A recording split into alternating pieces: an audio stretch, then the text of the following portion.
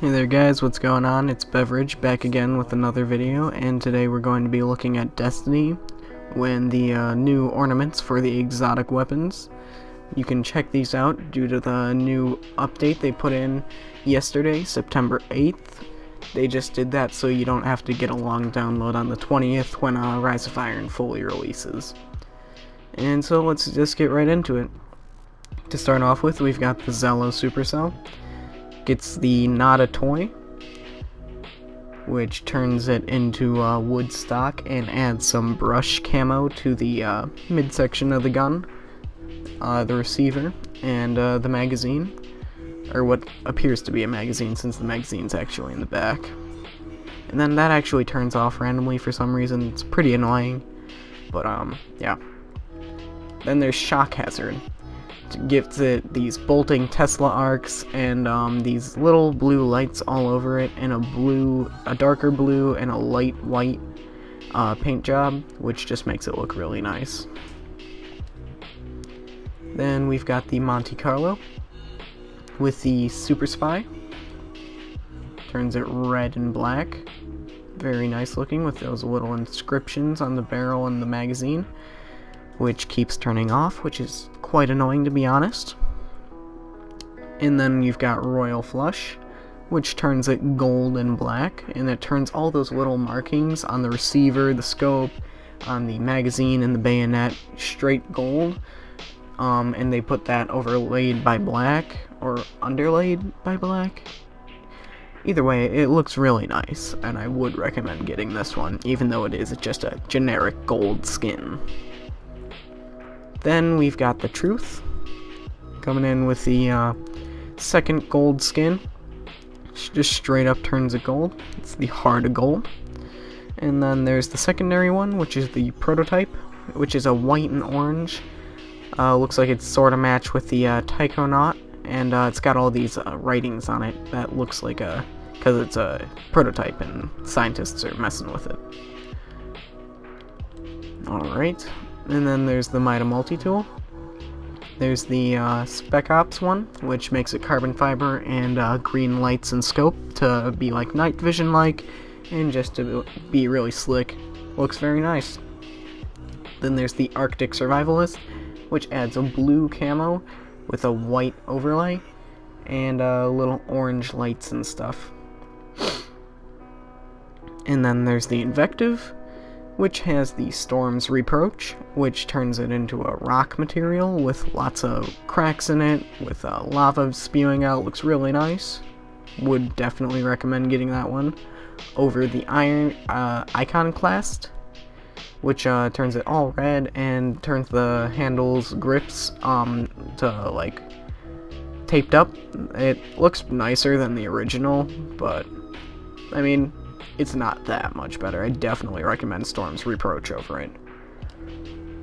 Alright, and then there are a few more, I do believe. Let me pull them up quick. So there's the Nemesis Star, the new Nadir Foundry heavy machine gun coming in the Rise of Iron. It gets a silver bullet ornament, which is basically just turns it like a battle-scarred, like blackish silver iron color. Looks really nice. And then there's Meteorite, which is like a broken, like just chipped paint red one. Not very nice in my opinion. Would not recommend that one.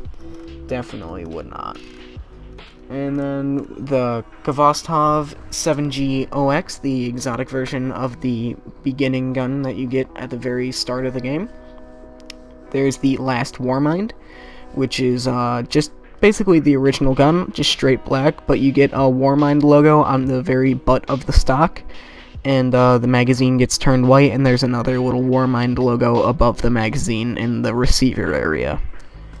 As for the other skin, which is very interesting, is the Bureau of Aeronautics. It turns the entire front portion of the gun, the barrel, and part of the receiver green, as well as the sight. And then for the back part, it turns the middle to back part of the receiver orange and the stock orange. And then the lower part, like the grip on the front of the barrel and the magazine holder, like receiver part, and the magazine itself all turn white and get a Pogo logo or Pagoda. I really don't know how to pronounce it, since I have not taken Russian and I really do not know.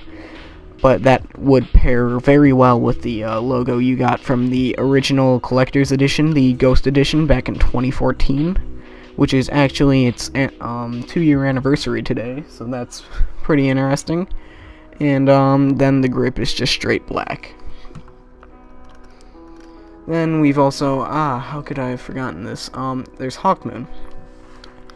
You get the Carrion skin, which makes it blood spattered and turns the lights on the bottom to red, and the entire thing just gets straight silver, and the gun grip gets turned to a wood grain, which is very nice.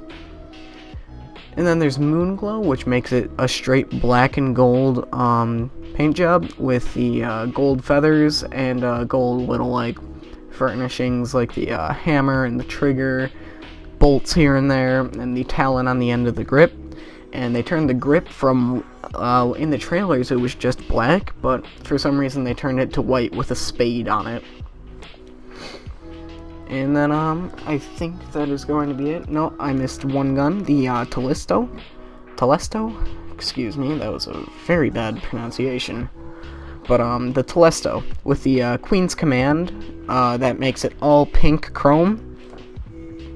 And adds the Queen's like little talon crown and the spikes all around it on some of the parts of it, and it just overall looks very nice.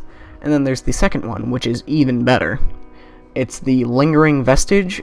If you remember back to the cinematic at the opening of Taken King, you'll remember the Queen and those like witch people, which are the Techians.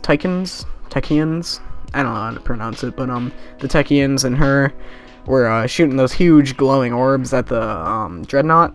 Those are vestiges, and it looks like it's made out of that material, which is basically neon blue water, and it's animated, so it's constantly moving, and it looks very nice. I would recommend getting that. It's honestly going to make me use the Telesto more, and it really makes me want one.